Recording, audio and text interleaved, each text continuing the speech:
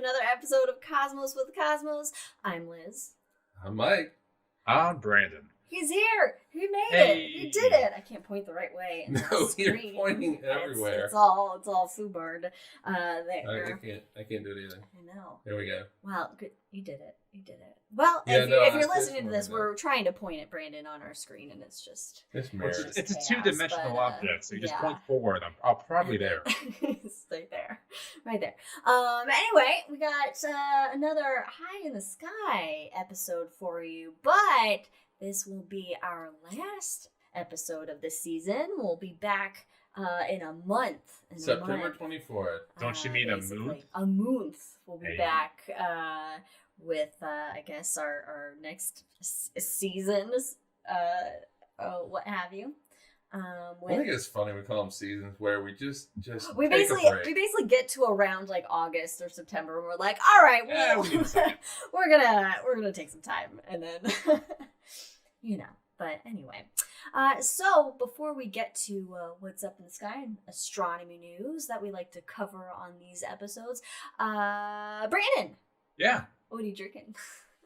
So first of all, I'm drinking water because I just spent the last 5-6 hours on different airplanes. That is very fair. And so my backup drink is then the time zone of mystery. Oh. I don't know where I am. So it is. I think I've had it on the show before. Some kind of Scotch, Averna, and liqueur 43. All right. How fucked up will Brandon be when we go to the hangover? When I'm assuming he will get to that. I'm glad he wrote down the thing he wants to talk about because it's just one drink and the water. I will survive, as Florida Gaynor once said. I don't know, man. Anyway, Mike, what are you drinking? I'm calling it the Vikram. Ah. Hey. It is mason jar. It is bourbon, with creme de cassis. It's also got lemon juice and some simple syrup in it, and a couple of dashes of some bitters. Ooh. And it's garnished with some beautifully big and sweet blackberries. Cheers. Cheers. Yeah. Liz. I am going simple today, and I'm just having a little Ghost Captain Space Hop. Very AKA cool. Space Hop. I'm space hopping. We're going to be space hopping around the sky, so... All right. We're space hopping today. I don't know if I'm allowed to... Am I allowed to say real brand names on... I was going to say they now owe us money. One of those black tapes, yeah. Yeah, like... You have to find us first. It's a drinking show, so, we'll promote your stuff for free, and then you can pay us for it. Yeah, they sponsor us. They can sponsor us. That's fine. Yeah, so you can sponsor us. I see what you did there, because drinking out of a can. Yeah. For those of you listening. Thank you. Katie's going to be having some rosé when we get to the hangover. Nice. Why Katie, wait? I like it. Why wait, though? Jump in. Wow. I think you may be right. This one, I've had 2 drinks and it's already settling in. Yeah. Of More course water it is. for brain. Anyway, of course, follow us on all the things at Drinking Cosmos on X. X, yeah. Cosmos with Cosmos everywhere else. I'm a Twitter stan. It's Twitter. It's twitter.com. We're going to change the domain. Should be. It doesn't matter. Just because of who it is, we should call it Twitter. Just those were petulant lines. Yeah, I'm up for that. That's fair, Katie. Always listen to your tummy, let me tell you. Listen to us on Spotify or whatever podcast platform you like. And of course, check us out on YouTube where you can see our wonderful faces coming at you. And then, of course, if you want to see some other cool things, check out some other cool stuff, you can look up Wildixia, Wildixia on Etsy for some really awesome art by my talented and amazing sister who listens to her tummy. MrProctorShow.com, our buddy Ron Proctor, he has another website, but I can't remember what it's called now, and I keep forgetting to look it up before we could do the show. But he's an all-around good guy, educator, planetarian, Blender pro, and I know he's been doing some Blender tutorials. He's coming out with a book lot or like something. Eve 6. Anyone? because they can put the heart in the blender and watch it no. around. I got you. Oh, okay. Is that what is that what that lyric is? Yeah. Yeah. I don't think I've ever looked up the actual lyric. Now we have a gnat joining Well, us. if you want to know the lyrics, just ask me in The Hangover, and I can tell you them word for word. Oh, It's actually one of my least favorite songs. that Big Six song, yeah. And our good buddy Jack Northrop over at the Rolling Bluffs Planetarium in Council Bluffs, Iowa. If you're in that neck of the woods or plains, fields, Yeah, it's gonna be plains. If you're in the neck of the plains, southwest corner of Iowa. check out his planetarium, and he'll give you a good time Near of a show. Nebraska. That means something different after the hotel I just stayed in. That's a hangover story. Okay, that's true. It'll give me a good space time. And of course, every other Wednesday, we have the little shot-sized bits of astronomy science that come at you. And they're lots of fun. So we had one come out just recently. Recording one today. We'll be recording one later today. That'll come out in the Wednesday after this show is released on Spotify and stuff. So check them out if you want something short and educational and fun and hilarious. I don't know how hilarious one's gonna be today. And of course, we have some rules or a game, drinking game to go along with it. If you hear any dogs barking, take a drink. They're pretty quiet right now. For now, if we make any Star Wars or Lord of the Rings references, also take a drink because we're nerds. Yeah, take a drink if Brandon passes out. Yes, Brandon passes out. Brandon dies during the show. I think that is the special rule. If you see me zone out and you talk to me and I do not respond, you take a drink. Take a drink. Okay. Brandon's lost between time zones. That's what he's time zoning. Time zoning out. So it is 2 p.m. my time currently. That means I left for the airport at 3:15 a.m. my time. But that was and that means I woke up at 2:45 my time. Oh, so you left at 3:15 Mountain Time. Yes. Okay. I did some quick math in my head, which I can do simple addition at the moment, but that's it. That's all. Those are the limits of my cognitive ability. Basically 11 hours ago. Yeah. Snat is gonna drive me crazy. Downsides of living in a forest. Focus. All right. Let's get high as this gnat should be in the sky. You're a professional. You can do this.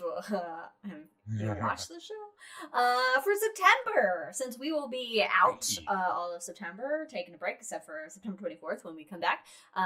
We thought we'd check out what's going to be up there, a few things, and then get up some recent astronomy news, because there's some good stuff that's happened.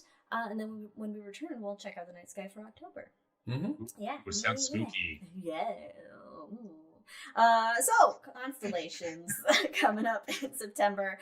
We're changing seasons pretty soon here. Yeah, pretty soon. Oh, we do live in a place where the seasons do change. We do.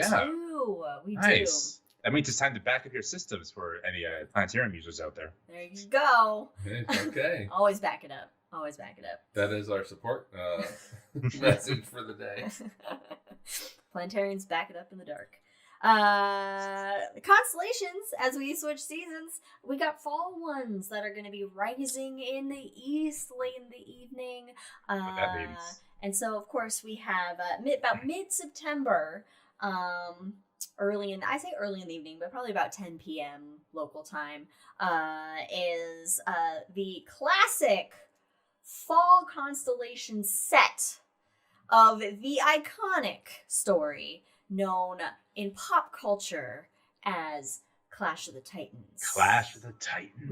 We got the cast. We got Cassiopeia, the arrogant queen. We got Cepheus, the know-nothing king, who let's just, he's just kind of there, isn't he? He's just kind of there, really. He just kind of exists. We got Andromeda, the quirky princess heroine of the story.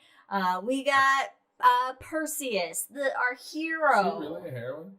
I don't know. She's chained to a wall. That's all. She also kind of exists. She does. She exists. She's the reason for the story, kind of. She did provide a pretty essential plot point. So really she has the main one plot point, role. one could say. Perseus with a special appearance with the head of Medusa.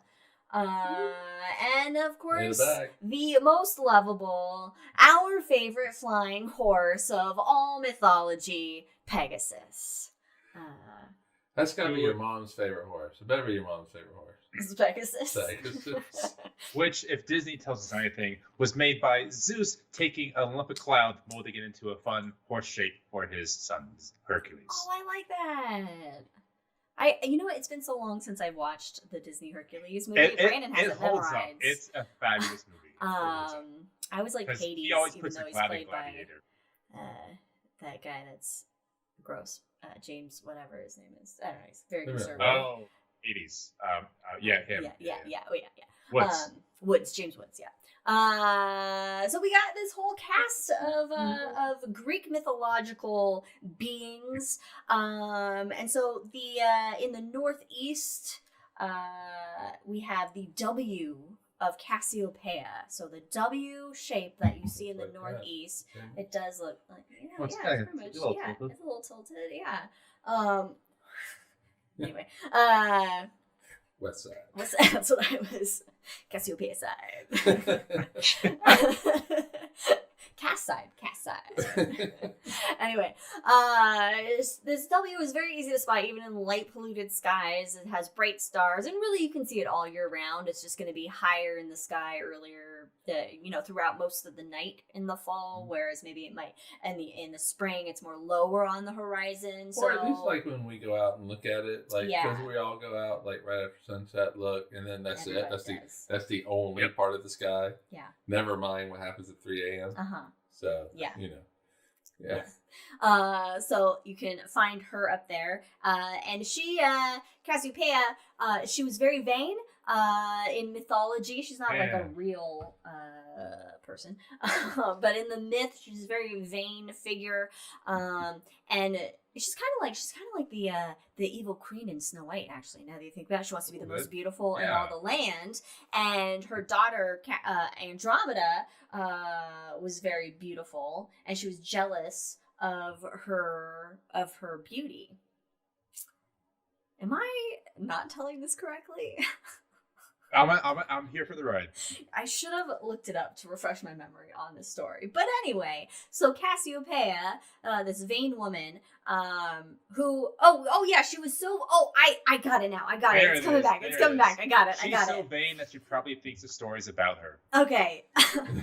Here's what happened. Cassiopeia was running her mouth. There you go. Claiming that she was more beautiful than Hera, queen of the Greek gods. Hera. Her daughter was more beautiful. Oh, that her daughter was. Oh, I almost had it. They wouldn't have known. She's so incredibly proud of her daughter that she claims her the most beautiful thing in existence, more beautiful even than the queen of the gods herself, Hera. And then what does Hera do? Hera gets real pissed off because you don't fuck with Hera. And Hera decides that Cassiopeia, well, first of all, she chains Andromeda to a rock to be sacrificed by a sea monster, the Kraken, aka Cetus, which is another constellation. But then... oh my goodness. Okay, all right. Here we go. Here's the story. Take it away, Mike. We'll just jump. All right, I'll pick it up where Cassiopeia says that Andromeda is more beautiful than Hera. Okay, let's see where Hera's I'm pissed off the rails. And what does she do? She makes it so that a massive sea monster is unleashed and just ravishes the coastline of up and down the coastline of wherever they live, whichever Greek state it took place in. So the sea monster Cetus, really, the constellation of the sky, we know it as the Kraken, destroying things, and they find out that the only way to get rid of this sea monster is to sacrifice their daughter Andromeda to it. You know what? That's when she's going to eventually get chained to the rock. I mean, I may have been telling it that like there were two punishments. A, Andromeda has to be sacrificed to a sea monster, and B, Cassiopeia was then put in the sky where half the year she has to be upside down. And can you imagine what that's going to do to her complexion? She's going to get upside down wrinkles. Well, that is true. That part is true. She does spend half the year. Yeah, and that's her punishment for being so vain. So then enters Perseus, the hero of the story. Yes. And he finds out that, he ends up killing Medusa. Yes, because her eyes turn men into stone. Puts her in a bag. Puts her head in a bag. What's in the bag? Jumps on Pegasus. Yeah. Pegasus flies to where Andromeda is chained to the rock. I mean, this is like the real. I mean, we really should. I mean, we've already told this story. We have an entire episode where it's we do have an entire episode, but we should tell it again maybe in the where we each have parts and. Well, they haven't heard Liz's version until now. No one has. And so, yeah, even the Greeks didn't hear it, and they were there, and so. I was there again. Pegasus flies Perseus to where Andromeda is. Wait a minute, what? I made a reference. What was I was there, Gandalf. That was we are butchering this. That is like good. an obscure reference, but anyway. So Perseus shows up right when the sea monster is coming out of the water, heading towards Andromeda, and Pegasus flies all around Perseus. It really is like the King Kong, like the 1930s King Kong with the biplane. Yeah. So it's the ancient Greek King Kong story. And he is like swatting. But anyway, so basically Perseus pulls the head of Medusa out of the bag and turns the sea monster to stone. And it falls into the ocean, all that kind of stuff, and becomes the coral. That's how coral is formed. But hence the legend of Atlantis was formed. Yeah. So the reason why it's called the Clash of the Titans is because the sea monster and Medusa are titans, and they really are battling each other with that at the end. So it's not like Perseus is a titan. No, I never said he was a titan. No. So you don't really get that. I was just thinking how the Greek gods were always bickering, and it's a clash of them bickering. But I didn't think of the Titans. That makes so much more sense. I bet Cepheus is like a titan of industry. So there's that. Oh, well done. That's a list. Now, is he a captain of industry or a robber baron? He's probably a captain. He's not a robber baron. Okay. He's got a kingdom. So it's a great story. It actually is one of my most favorite stories. Somehow just totally redone. Oh my goodness, we both jumped in to try to get us back on track. All right, but really, it is truly my favorite story. It's my favorite too, and you can spot basically, I'd say pretty much all the constellations. Okay. Andromeda and Perseus. Cetus, Cetus is tough. Andromeda and Perseus are you're going to be helped out with like a star map because they're pretty faint. Although Andromeda, basically what you'll have in the eastern part of the sky rising, we'll say around 10 p.m. local time, you'll look for a big square of stars. It's a very obvious square. And that's the great square of Pegasus. So it's the body of Pegasus, and then it has like a head and a neck and like a couple legs. Yeah, to me, it actually looks like what it's supposed to. It does. It's kind of like the front half of a horse. Yeah. Which is the better half of a horse, if I'm being honest. Yeah. The ass end. A lot of stuff happens at the ass end, including getting kicked. Which has happened to me at the ass end. I've been kicked. I grew up with horses. I've had hot wire zaps and horse kicks. Never pee on a hot wire. Horse stepping on my. Oh, that reminds me! Don't whiz on the electric fence when you're Ren and Snippy fans. Yes. But always have a log. Get a log. It's better than bad. It's good. Y'all should just join us for the hangover. Yeah. This is already like a cat hangover episode. So the season. Coming off of Pegasus, off of one of the stars of the square. Actually, the ass end of the ass end of Pegasus is an A for ass end of is an A for Andromeda. And that will be our beautiful princess as the ass end of Pegasus. And lo and behold, within the constellation of Andromeda, underneath her, like, I think, right armpit, if you have very, very dark skies, Like or binoculars, or a telescope, there will be a little fuzzy patch of hair in her armpit. And that little fuzzy ball, fuzzy ball, Neither have I. is an entire galaxy that's bigger, that's larger than our Milky Way galaxy, and it is, of course, known as the Andromeda Galaxy. It's also larger than the full moon. In our sky, it's larger than the full moon, but it's so far away. The galaxy is bigger. It's so far away that, we can't see all of that with just our puny human limited eyeballs. I don't think I'll ever forget the first time I saw it in a telescope and Saturn. It just looks like a fuzzy cotton ball. Like it's just a wisp. It's a wisp of cloud. Yeah, but then when you understand what it is. Did no one get my wisp of cloud? Oh, Gimli. Oh. Okay. Nothing. It's just a wisp of cloud. But you can't just say wisp of cloud. That's 3 words. But I'm still drinking to it. But Sorry, I gave a look. Ordering? Is that what I'm going to say? I missed a look. I said it in a cadence. Anyway. Oh, I would love to watch Lord of the Rings tonight. That or Clash of the Titans. Actually, 1989 version. 1980s. As I was standing in my shower after 8 hours on the plane, I thought I need to watch Lord of the Rings tonight. But the Clash of the Titans might actually happen.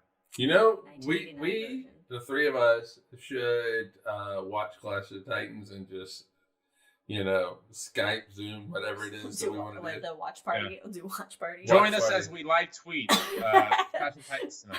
Oh shit, we should. Oh, we should. All right. Reining it in. Andromeda Galaxy. Andromeda Galaxy. You're getting excited. What's going going to on? We've already gone so far off the rails. rails. Is there Venus in the sky? Anyway, we're still on fucking hanging out with the cast of Clash of the Titans right now. We already told the story. Andromeda Galaxy. All right, so in the armpit of Andromeda, Perseus is right behind Andromeda on his way to save her. And I'd say the brightest star in Perseus, it's a fairly dim constellation, but it's a reddish star called Algol.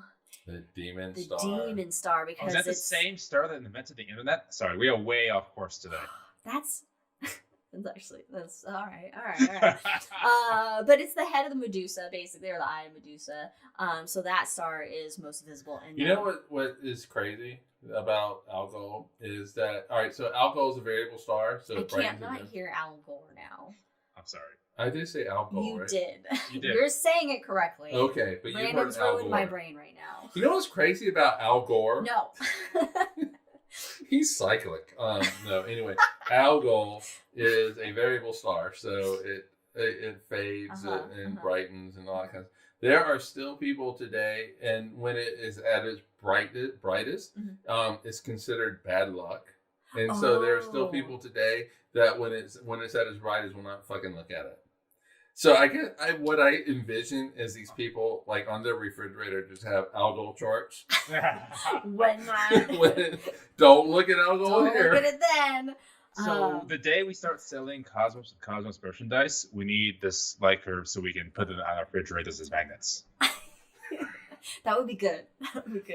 I like that. We really should do merch. But anyway, so Algol, check it out. Or don't check it out, depending on your superstition. One of the textbooks that Jack we're looking at had it spelled as Al and Gol. A-L it's space one word. I mean, maybe it's hyphenated, though, in Arabic, though. I thought it was just one word. We write it as one word, but it is an Arabic word. It is Arabic. In fact, most star names are Arabic. Aldebaran. Man, all the textbooks are going to shit. Well, I mean, I think they're made. A lot of them are made. Companies make them in Texas. Anyway, what? Some say there are no English stars. Oh God. This is a long show, folks. You know what I love is like Brandon's like, I'm gonna have to drink water. He's making all these references. We've had more take a drinks than we've had. When my mind doesn't work, it tries to connect references to where I can understand. Yeah, that's where I'm at. Leaving the Clash of the Titans family behind, one more constellation. One more constellation that will be rising in the east that you'll be able to spot part of it. You'll be able to spot one of its fish heads. And this is Pisces, and it's called the Circlet of Pisces. It'll be like kind of a circlet. It'll look like a little circlet of stars below Perseus. Right. And so that's Pisces. Nothing to do with your, nothing to do with anything other than it's a constellation that will be rising. So it's a little too early in the sky right now, but no, I'm not going there. Continue on. No. Okay, so mid-September, rising in the east. Planets, moving on. We got planets, of course. We always have planets. That's an infestation of planets in the solar system. In fact, the planets are always visible, are always, up in the sky all the time. It's just sometimes the sun is also up and the sun's really bright, so it just blocks out everything else. So Venus will be setting in the morning sky now in September. At September 18th, it'll actually be at its greatest brightness. And again, it's in the morning sky, and it's the third brightest object in our evening sky. And so that makes it the morning star. It will be the morning star. It's either referred to as the morning star or evening star. And currently it's in the morning star. And you're right, Jack. The sun is such a bully. It's always just getting in the way of everybody, blocking their light from reaching us. Also shooting like particle beams at planets and shit. It's shooting like lasers at us all the time. There are literal photons going through you right now from the sun. Yeah. And charged particles and neutrinos. It's rude. The worst. Friggin' bully. I hate the sun. Well, we'd be better without it. We would all die horrible deaths. Or never have existed in the first place. Also in the morning sky is Mercury. Now Mercury is tough to spot a lot of times. It sticks close to the sun. It's the closest planet to the sun in the solar system. It's its little buddy. It's a little pal. And so usually it's too close to the sun for us to be able to see it. However, it will be visible in the early morning sky right before sunrise. Sunrise, yeah. In the early morning, right before sunrise. On 9/23, on September 23rd, it will have its peak. It will have its peak altitude in the sky, so its peak separation from the sun. So that is actually the best time to be able to see it. You really gotta keep them separated. Is that greatest? Oh, well done, Offspring reference. That's greatest Western elongation? Yeah, because it's rising in the sun. It's west of the sun. We actually should see if we could see it. I don't think we're going to be able to because so many trees and mountains. It's going to be 16 degrees above the horizon before sunrise. And your fist, if you hold it up in the sky, the fist is about 10. Your fist is about 10 degrees. Yeah, no, but isn't it if you hold out your outstretched hand like that? Doesn't that make up another 3-5 degrees depending on the hand? So that's 15 right there. So 10, 15? I don't know. I just know a fist is roughly 10 degrees. I guess you add the thumb in there. That's 12 degrees. Everybody you can... I'm not going to say the joke. The people on Spotify hear this kind of a little bit of silence, and it's us sitting there sticking our fists out. We're all just have we're all doing this stupid stuff with our hands. But if you don't want to, be up right before sunrise, if you're more of a late I really don't want to be up right before sunrise. Are, but if you're more of a night owl or like to be out at night, Jupiter and Saturn, they'll be up all night. They'll rise early in the evening, and you'll be able to catch them all night. And Jupiter is very bright. It is the second brightest object in the nighttime sky, next to the moon. And wait a minute, what? Jupiter is? No, I'm sorry, it's the third bright. No, wait, Venus is the second brightest object. Sun, moon, Venus, Jupiter's Jupiter. the third brightest object. I called Venus. And then depending where the ISS is in your night sky as well, that could be a little brighter. And you can find out by going whereisiss.com or just Google where's the ISS, and you can find out when the ISS will fly over you. So the big gassies, they'll be up for us. Big gassies. Big gassies. It just acknowledged that the anniversary of a demise of a planet, Pluto. I mean, it still exists. I was like, Vulcan? No, it doesn't. No, it doesn't. It's fine. Pluto does not exist Pluto doesn't anymore. even know that we've named it Pluto. It's a cold. Now, Pluto died in August of 2006. 17 years ago, Pluto died. Now, a weird thing is happening with Pluto and the missions there. Of course, we had New Horizons past Pluto. But in the newest proposed budget for NASA, it basically cancels New Horizons in the Kuiper Belt. What? No! Yeah, so it significantly decreases the budget to basically where all we're going to be able to do is hear it, and that's it, as opposed to doing science in the Kuiper Belt. And when it leaves the Kuiper Belt in 2025, 2026, I think is an estimated time frame, we just won't get anything. So if you're this upset is like about our only chance to study the Kuiper Belt because it takes so long to get there, and we haven't had anything to go there. Is this from Congress or is this a NASA decision? So it's kind of both in that Congress will levy down the budget and NASA has to pick and choose which of its children to kill. So talk to your congressman. Reach out to your congressman. Very Christian. What? Which of its children to kill? All right, Cain and Abel. Oh no! Freaking sucks. Breaking news. And to be fair, the budget it needs to continue doing science is $10 million, which is nothing compared to anything in the U.S. budget. Like oh my the God! military. You could not build one plane. Bomber? Don't build one plane. Oh, I did my part when I was doing.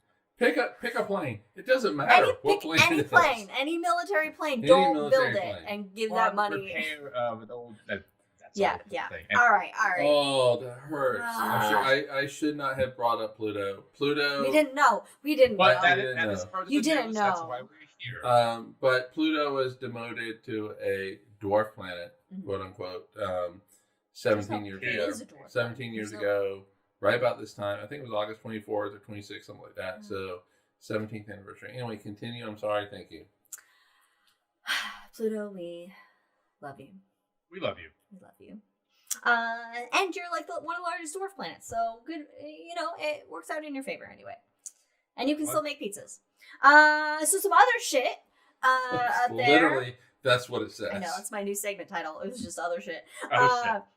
September 1st, a minor meteor shower that isn't really going to be that visible, but I thought I'd just point it out anyway. The Aurigid meteor shower, which originates in the constellation of Auriga, the Eagle. There's only about 6 per hour. The moon is going to be 92% illuminated. You could if you're out, and see a streak across the sky, then you may have seen an Aurigid. And this is why in earlier meteor showers, that's why you catch the falling stars and put them in your pocket to save them from this day. Is that Ellen? No, it's a song from the 1950s. Catch a falling star and put it in your pocket. Save it for a rainy day. We're not as old as you, Brandon. But anyway, Auriga will be right after sunset, probably pretty high up. Yeah, it's a summertime constellation. It's part of the summer triangle. So it'll be up. But since it's 6 meters per hour, which isn't a lot, and the moon's pretty bright, you don't see anything, and if you do, it's going to be near the horizons. Mm-hmm. And if you were curious, Auriga is the eagle that brought the lightning bolts. Did you just correct me? I don't know how to say it. I always say it. No one knows how to say any of these. We just make it up as we go. Federico knows. That's because he's European. He's Italian. He's better. They have a better education. They know more languages. They don't put in all of our American bullshit. I mean, anyway, on September 4th, my dad's birthday, Moon and Jupiter are going to be close together. They're going to be hanging out. They're going to be having their own little Moon Jupiter party. Going to do a little meet and greet. They will be 3 degrees apart from each other, which is 3 degrees. No. The way that you said Moon Jupiters. Meet and greet? Meet and greet. I heard because you don't come through my headphones. I heard Moon Jupiters. Moon and Jupiters. It sounded very sing-songy to me. Moon and Jupiters. Anyway, whatever. So the 3 degree. 3. Sorry. What a laugh. We'll go like this. And This of is course, why 3 degrees is 30% of your fist put in front of you, as we learned earlier. This is why we're taking a break, everybody. We need some mental health downtime. The 3 stars in Orion's belt are about 3 degrees apart. So if you are familiar with Orion's belt, it's about that kind of same distance. So it's relatively close to each other. Which I did not know until I read the notes earlier. Yeah. So you can check them out on September 4th. And then of course on September 22nd, 23rd, we have Fall Begins. Spooky season. The autumnal equinox, or if you're in the southern hemisphere, the vernal equinox. So equal day, equal night, and we leave summer and head into fall. Yeah. Thank God. Woo! On September 26th, the moon and Saturn then hang out. They're chilling together. So they are having their own meet and greet. They will be 2 degrees apart. So they'll be... Well, it's that's super super meet and close. greet. Mm-hmm. And then the moon on September 29th is going to decide to Hulk out. And we get a full moon, super moon. Okay, got you. And that's the blue moon as well, isn't it? No, that was last month. That was August. That was like yesterday. God. That was, yeah. This is August. I'm so confused. What? Okay, do we take a drink? No, because he's not zoning out. No, he's not zoning out. He's just confused. He's confused at where he is and when he is. It is a time zone moment, though. All right, take a drink for a time zone moment. Right now. Except less like racist. I hope so. Jack says coming this fall to the WB, the moon and Juby Jubes, 2 stellar bodies living together. Yeah, One's a it could tight be ass. One looks good high. Yeah, they would. Modern odd couple. Yeah, stellar odd couple. Droopy Droop is always bringing people around, so it's like Charlie Sheen in that one show he was in. Oh, 2.5 Men? 2.5 Men. Yeah. Juby Jubes has his entourage of Trojans that just like to come by unannounced every now and then. Anyway, astronomy news. Now, we did have a little bit of a breaking news earlier, if you were listening or joining us live, where we found out that bad shit with New Horizons. But this is good shit. But we have some good news to share with you. India made it to the moon surface! Oh, not just anywhere, too. This is exciting. In the south polar area of the moon, which no spacecraft has landed before. Not yet. We hit it. That's all we've done. Yeah, We hit it a couple times. We threw stuff at it, but we didn't land there. We haven't actually landed there yet. So India's Chandrayaan-3 mission. Chandran, thank you. Yeah. There's too many vowels. See, I know it's Chandrayaan. But whatever. Yeah, Anyway, continue. we're Maybe American. right. I feel like everybody who's not American is like just goes like, yeah, they don't know how to say anything, so they just like smile and nod at it. I keep saying Federico will tell us. I don't say that as a dig. I'm like, please tell us. Please correct our bullshit. But it launched the moon in July. That sounds right. I think July. We did have an episode High in the Sky where Brandon talked about its launch and everything. And so the Vikram lander and the Pragyan rover. Yeah, what confidence. The lander landed and the rover has roved. It has. It's cool lander and the rover has roved. There's really cool video of it actually going out onto the surface. It's like, hello. Leaving little moon tracks, rover tracks on the moon, and hopefully now they're back to the moon for good. Oh, that is a planetarium reference, guys. Very niche as for well. those. Very that niche. is very niche. Very niche planetarium reference right there. Vikram, by the way, means valorous. And Pragyan, I apologize for my pronunciation, it means wisdom. I clearly don't have a wisdom to look up how it's pronounced. It's going to do 14 days of experiments. It's going to test surface plasma density, thermal properties, soil composition, and internal activities of the moon. And it's actually the first country to land on the moon since 2020. Yeah. 4 years ago, they had Chandrayaan-2 launch, and it's in orbit around the moon, but its lander and rover, they crashed on the surface, so they threw stuff at it. And if you have an opportunity, it's like watching any video of the mission control of NASA landing on the moon or Mars or anywhere, just how excited everyone gets. Watch that with India as well. It just gives you the exact same feelings of happiness. Yeah, and it's all right. So at the conference, all right, there was a planetarium conference that just happened. It was kind of a small subset of the entire community, but there was a guy who said, "Hey, it is a great day.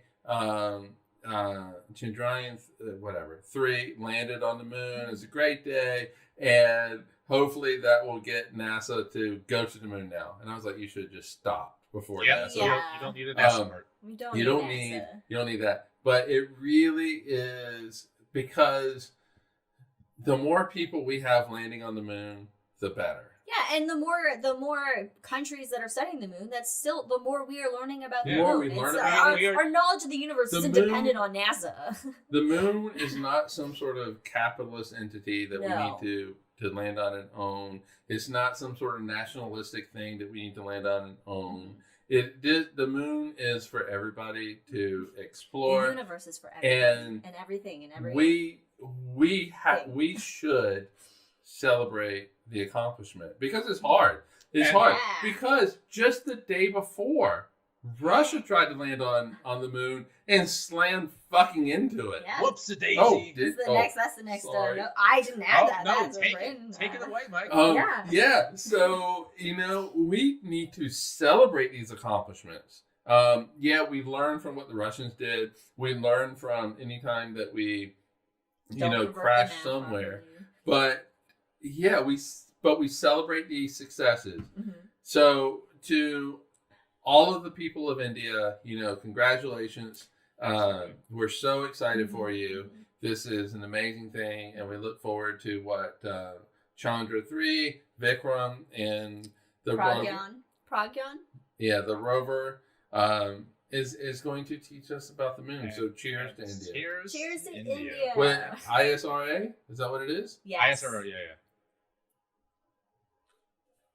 Yeah, that's awesome. And it was cool. So just this year, I installed the system in New Delhi. And on their Twitter, they had a huge event out there. News people were out there checking it out as they were watching it live on the dome. So it was super fantastic to see. I'm very happy. Oh, yeah. When I went to Hyderabad, and just to show them how to use the system, they had opening day. They had the regional governor come in. Oh my goodness! To do. She gave a speech. There was just so much press. The place was full of people. There was so much excitement, and the world's greatest tea lady was there as well. Oh, yes. Well, yes, okay, all right. So, all right. Well, but speaking of spacecrafts, this is my fishing pole. I got you, because we can talk about India tea all day. We can. Apparently, it's very good. Everybody go to. No. It's not. Speaking of spacecrafts, the greatest thing in the world. The XRISM telescope. And that's how it's pronounced. It's spelled XRISM, which stands for X-ray Imaging and Spectroscopy Mission, but pronounced XRISM. I'm really glad you included that, by the way. Yeah. It is a JAXA, a Japanese space agency mission. It's going to launch on August 28th, but that is actually, if you're with us live, at 5:26 Pacific time tonight on JAXA's YouTube channel. Oh. So if you're listening to this on Spotify, it's already happened. Yay! And here's to the success. Here's to the success of JAXA. I'm sure it did it. It did it. All right, you have to edit that out if it doesn't do it. So it's going to be hanging out in a low Earth orbit. Okay, it's not like a JWST going millions of miles away. And it's going to study, it's X-ray, so it's studying high energy light, high energy radiation. Yeah, it's going to study how clusters of galaxies have formed and evolved, how the universe produced and distributed chemical elements, the structure of space-time under gravity's pull, and how massive black holes affect star formation in host galaxies. So it's doing some heavy-duty science work here. Well done. Yes, heavy duty. Uh-huh. Yes. Okay. It's going on a 3-year tour. Oh, you were supposed to sing it. Tour. There you go. Just sit right back and hear a tale of spaceful craft that started on a Terran Earth aboard a tiny continent. Yeah, woo! That was good. Oh, you I should like that. Okay, that was good. Yeah. That was good. And that's only because it's using helium to cool its instruments. They need to be super cool, which I'll touch on in a minute. But they only have the helium is only going to last 3 years, so. And then this shit gets too hot and it can't work properly. Oh, so this is like a true 3-year. Yeah. It's not like this isn't like curiosity or spirit and opportunity that are lasting. That was launched 10 years ago. No, it's a 3-year study. It has 2 mirrors. Now these are not your typical mirrors. They're not like a polished glass or metal like you would find on a Hubble or a James Webb. No, I would look good in these. Your mirrors. Typical. They're like a funhouse mirror. It's a cylindrical made of thin aluminum foils, nestled kind of inside each other, and there's 1,624 segments of this. And so they reflect the X-rays that are on a sensor, and that sensor is 18, or sensor is how Spock says it. Sensor is 18 feet away from where the feet. So this thing ain't tiny. That's neat. In fact, these space telescopes tend to be fairly large. And the mirrors were assembled at NASA's Goddard Space and Flight Center in Maryland. And this is actually a joint mission between JAXA, NASA, and ESA. Okay. With our powers combined. Yes. Oh, shit. All right. That's Lord of the Rings reference. Is No, it? it's not. No, What it's did you say? It's like Captain Planet. Yeah, that's what I was thinking. Oh. I was like, wait a Wait a minute. minute. This isn't Lord of the Rings. Okay, what did you say? Captain With Planet. our powers combined. And then they hold their rings up. Our powers. I heard our towers. Oh, that's not no. With No. Sauron and I was Sauron. thinking of Captain Planet the other day. Anyway, I don't know why. As we all should. Thanks, Ted Turner. It has 2 main instruments, Resolve, and this is a spectrometer. So this is where the helium comes in. It needs to be kept 50 times colder than deep space. Oh, okay. So How cold is that? I don't know. It's 3 degrees Kelvin? Yeah. Yeah. 3 degrees above absolute zero. It's fucking cold. But 50 times colder than that's what? Probably 1.5 degrees. What? Don't tell me the Suns won some game. Because the last time you did that was like 3 years ago. No, okay, so quick thing, because I've had the whole drink and I don't have any sleep in me. So the Resolve is a ship name, but I didn't know where it was at or what it was famous for. So I Googled it, and the first thing that comes up, I don't know how this relates to it, but it's Tanabata Vehicle Carrier. Tanabata! Well, I mean, it's a Japanese, so they took their story of Japanese Tanabata. Which we went Which into we like talked last about. time, yeah, right? Yeah. That makes me happy. Oh, that's fun. That's nice. why I got excited. Okay. Tanabata. So that's cool. Hey, you were with us in the last one, right? Probably. He was with us when we did Tanabata. The July hide and sky, Yeah, so in June. Last time we were with us was in June. It might have been. I don't know. Anyway, so it needs to be that cold to measure minor changes in temperature. Yeah. No, I get that, yeah. And so it can measure light that is 100 to thousands of times more energetic than visible light. Okay. And so, and then it has a secondary instrument called Extend. X just starts with an X. Ability. This allows it to image X-ray sources in a larger field of view than any other X-ray telescope. It's a large field of view. Or than anything else so far. So it can observe an area that's 60% larger than the average size of the full moon. Which is 1 degree, right? Or is it half a degree? Anyway, it doesn't matter. So. And it'll monitor nearby stars that give off variable X-rays, and it can map properties of X-ray sources in the background while Resolve is working. Oh, cool. So that's an exciting. What was the last X-ray telescope that we had? Was it Chandra? Chandra? Off the top of my head. Yeah, Chandra. Yeah, Chandra is retired, right? Yes. Yeah. Yeah. Let me do a quick thing. I'll get back to like 20 seconds. Yeah. Okay. Also look up Compton because those are Hubble, Chandra, Kepler, not Kepler, Spitzer, and Compton were the 4 great observatories that we watched. And they were ancient. Hubble's still Hubble's kicking. visible. Compton is gamma rays. Chandra was X-rays. Spitzer was infrared. Yeah. New Star was launched in 2012. So New Star, that's the first time I've heard of New Star, actually. I've heard of New Star. Mm-hmm. Oh, there you go. Is it an X-ray telescope? It is, yes. Okay, and is it still active? Yeah. I believe so, Okay. yes. All right, cool. So look up Chandra though. But that's exciting because it's gonna be looking at some good shit. I was like, holy shit, space time, the structure of space time. It's Chandra is still ongoing. Okay. Cool. Oh, okay. Cool. Good. You don't need to take it for Chandra just yet. No. Okay. Good. But I will anyway, because hell yeah, Chandra. What about Compton? Just look it up real quick. All right, go on. All right.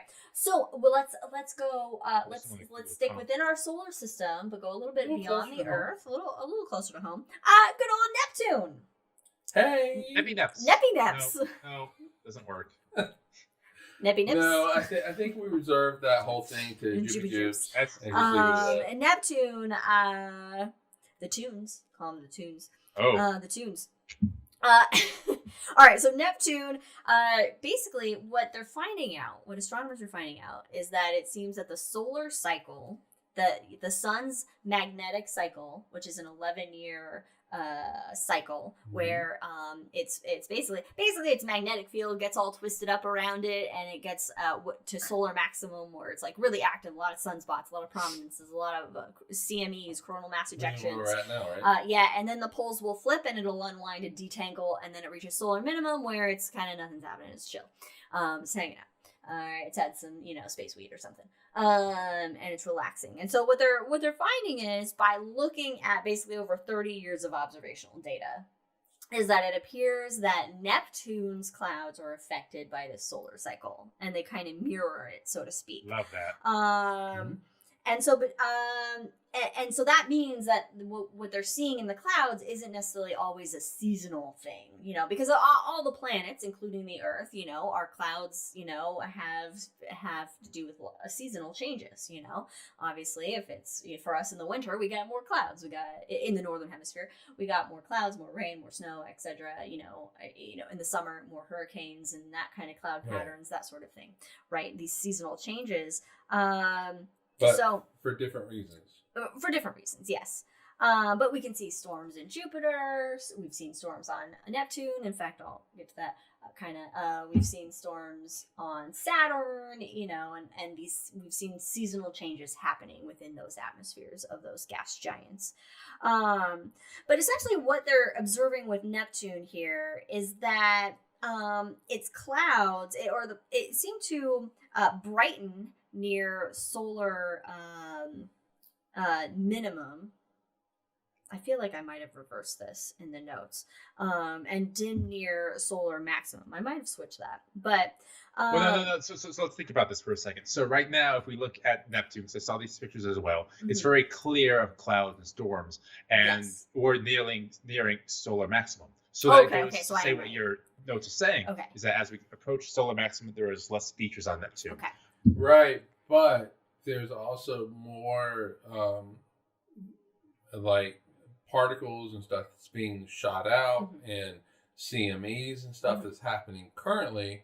And so since you have that uptick in in activity, I would expect one drink into this that you would see an increase in activity. Yeah, no, I haven't. No, I think I have it reversed, because later on I say that basically Ariandi Chavez at the Center for Astrophysics in Harvard and Smithsonian, that they have compelling evidence that Neptune brightens soon after solar max due to an uptick in the number of bright high altitude clouds. And to be fair as well, the last time we passed by Neptune was in 88? Yeah, so that would have been 3 cycles, something like that. So yeah, I guess it tracks. Yeah. So it's actually it brightens at solar max and it dims solar min. There's a bit of a 2-year lag that is between the cycles there. And so they've taken all these different images and they've been able to use mid infrared images that can show that's shown upper atmosphere changes. And they've collected hundreds of archival near infrared images going all the way back to 1994. From the Hubble, Keck, and Lick observatories. And they were able to create kind of a detailed sequence of the clouds on Neptune. And then they were able to look at the solar cycle and find this correlation there. Now, of course, correlation does not necessarily mean causation. So this isn't like a set in stone kind of thing that it's 100% caused with the solar cycle or mirrors the solar cycle, but there's a lot of evidence that is suggesting that it does, and they're seeing that the sunlight is impacting molecules in the atmosphere. So during solar maximum, the visible light output doesn't dramatically increase a lot, but the ultraviolet output surges by like 40%. Throughout this cycle. And so what happens is that breaks up methane molecules in Neptune's atmosphere, forming these hydrocarbons that then kind of seed clouds. They're like the seeds of clouds. But since Neptune's seasons, they do last 40 years, there's a lot of factors then to consider in the terms of, is this correlated with the sun cycle, or, are these seasonal changes because that season is so long, and our length of time observing Neptune, again, is really only like, one cycle. One cycle, or, right. We don't have that breadth of observational data. Less than one Neptunian year, significantly less. Yeah. But this is intriguing, though, and it does actually point in a direction that of thought of hypothesis, and so it's cool. It's cool. Also news along with that is that that Neptune has even more in store for us, where a dark spot on Neptune has been detected from Earth for the very first time. Now, Neptune is previously known for having a dark spot, which was seen by Voyager 2. Mm-hmm. And then Hubble has seen it, or there was the multi-unit spectroscopy explorer, or MUSE. Had they're great concerts, I hear. Yes, I thought of the band MUSE as well. Okay, so let me start over because I kind of messed this up a little bit. So it's the first one spotted from Earth. So our space telescopes have spotted, or our satellite, or our spacecraft Voyager 2 had spotted the dark spot, and it had dissipated a few years after Voyager 2 had there's flown really by. cool images of it. Yeah, so there's really neat images known as the Great Dark Spot because it looked like a big fucking dark spot. But they're also comparing it to the Great Red Spot. So yeah, and Jupiter's Great Red Spot, that's known to be this hurricane-like storm in its atmosphere, whereas the dark spot is a little bit more mysterious as to what it was. Is it a storm? Is it kind of like a gap in the atmosphere, like a hole in the atmosphere, something like that? So ESO's Very Large Telescope Array, or VLT. It spotted the large dark spot with a brighter small spot next to it, which has never been something that's seen before. Okay. And so using their MUSE, their multi-unit spectroscopic explorer, they could use multiple wavelengths, or they could view multiple wavelengths that were basically different depths in Neptune's atmosphere. So they could see below that like kind of surface, I say in air quotes, haze, that we can just see by looking at pictures or looking at Neptune through a telescope or that kind of thing. And so that gives them more detail into Neptune than they've ever seen before. And so what they're seeing is that instead of this being like a hole in its atmosphere, it's likely a result of particles that are darkening in a lower layer below the visible haze layer as these ices and hazes in Jupiter's atmospheres mix together. And then the bright spot is like a rare type of cloud that has never been observed before on Neptune, and it's at the same level as the dark spot in its atmosphere. So they're hanging out together. Basically, everybody's hanging out together in the solar system. And so this is a new type of feature that they don't really know much about and still need to learn and figure out. So Neptune still holds lots of mysteries. Mm-hmm. Yeah. Mm-hmm. There it is. So we've never had a show just on Neptune. We have. Hey, well, season 5. That's my favorite Season planet. 5. Season 5. Is it really? It is. All right. Well, I tell you what, add it to the list. You know the list I'm talking about. So Yeah. And I have a quick bit. News. Quick bit. Brief. Pop, quick pop. bit. That recently the ESA's Mars Express orbiter, hanging out with Mars, taking pictures of Mars' surface, doing a lot of science that way. It has discovered, researchers have seen what they believe is evidence of a landslide from Olympus Mons on Mars, which is the largest volcano in the fucking solar system. And so there's this crumpled feature, which is called Lycus Solci, on the edge of the base of Olympus Mons. That was basically 100 million years ago. Olympus Mons is erupting and fucking shooting lava out as the lava's flowing, and large amounts of lava triggered landslides that became like crumpled and pulled apart, creating these sort of wrinkly features. So this is not like a recent. No. I'm sorry. Okay. This is like evidence of Yeah, landslides caused from the eruption of Olympus Mons hundreds of millions of years ago. Oh, that's cool. That's really cool. But it's just kind of a neat little thing that's just been kind of seen on Mars, and they've basically been able to figure out what they think it is.